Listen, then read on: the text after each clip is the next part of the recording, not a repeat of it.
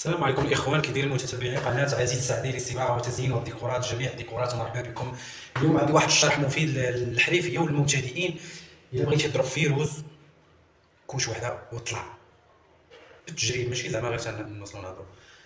غادي تضرب الماط باللون اللي غادي تخدم. مثلا انا غادي نخدم هذا، انا خدمت هنايا مثلا خدمت بلو سيال، هذا راه بلو سيال خدمته، وهذا كري، هاد بيت هذا النعاس خدمناه بالبلو سيال والكري. ها البلو سيال ها هو شوفوا كيفاش طلع، ها شوف الرمل، شوف تبارك الله، والملوسيه ها ما كاين لا حروشيه لا والو، داكشي ادق التفاصيل. ودابا غادي نوري لكم الطريقه كيفاش. يعني ديما تبغي تضرب الماط، ضرب لاباز باللون اللي غادي تخدم ولا ما تفرش عاوتاني. هادي غادي نشف ليا، هادي راه كوش وحده الاخوان، كوش وحده، ولكن ديما نفرش الماط، نضرب الماط ونفرش اللون، داك اللون اللي غادي نخدم بيه هو اللي غادي نفرش بيه الماط.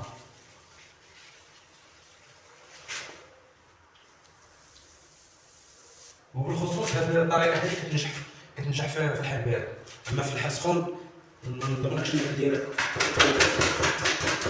الحال سخون دير لاباس، ضروري لاباس. في الحال بارد لا ما ديرها، يعني كتشارجا، يعني انا ضارب الماط بكري كنشارجي فوق كيشد كيكون فري.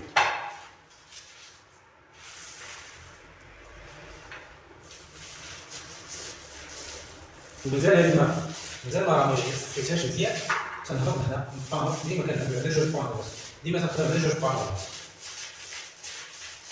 الاول نشارجي الرماجي نص رماج، ونهبط بالتالي نشارجي حتى هو نوجدو باش نبقى خدام، منبقاش نتسنى باش حتى يشف ليا هذا.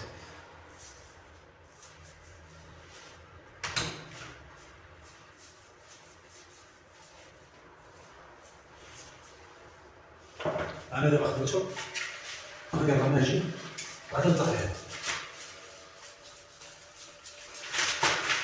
يعني الاخوان الحال بارد صراحه الديكوراسيون فيه زوينه، تخدم مرتاح.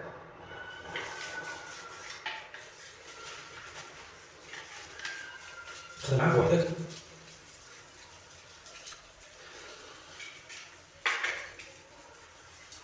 ما تنساوش الاخوان المتابعه، اللي مازال ما كاينش شي متابعين ليها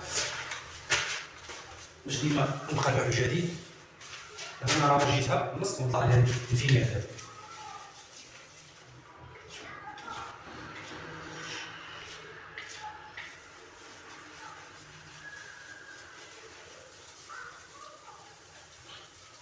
تيبان لكم الرماج تبارك الله، راه كاين الرماج، والخصوص الكري ديما كتعطي الرماج في الكري.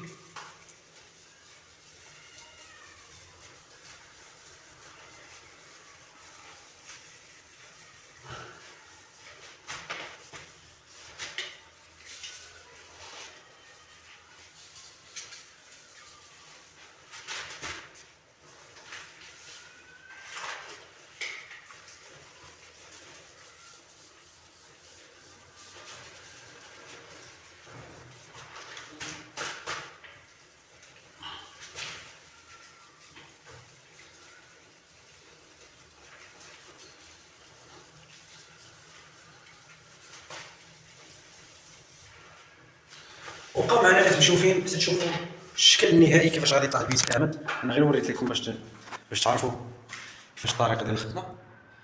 كاين واحد شويه الشرج، ها الماط الكري هذا باقي على الماط الفوق، وهنا راه ما ضربتش. يلا بقاو معايا باش تشوفي. ودابا هادو كانوا بالموف بحسابيت هاد اللون اللي كاين.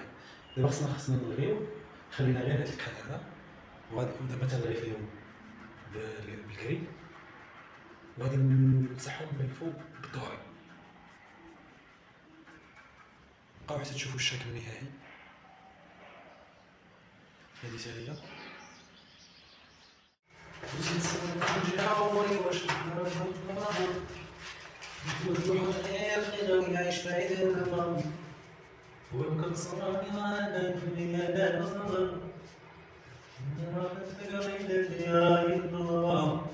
وانا ما بديت نظر ايوا هذا الكتوبي عجبوا بالحالي بتنسونكم جاوني وشفت البحر يفوت البحر غير دقيقة ويعيش بين الماء وهبك صرالي معانا قلبي يا ما صبر من اللي راحت لكم بين الدنيا راهي النار وانا ما قدرت نصبر